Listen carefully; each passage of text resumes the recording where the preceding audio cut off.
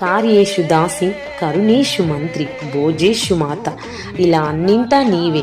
అమృతాన్ని పంచే అమ్మగా, అభిమానాన్ని పంచే చెల్లిగా, ఆప్యాయతను పంచే అక్కగా, అనురాగాన్ని పంచే భార్యగా, ఆనందాన్ని పంచే కూతురిగా, నిద్ర లేచినప్పటి నుండి నిద్రించే వరకు జీతం లేని ఒక పని మనిషి శ్రీ.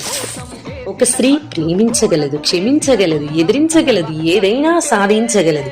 స్త్రీ లేకపోతే జననం లేదు, స్త్రీ లేకపోతే గమనము లేదు, స్త్రీ లేకపోతే జీవం లేదు, స్త్రీ లేకపోతే అసలు ఈ సృష్టే లేదు.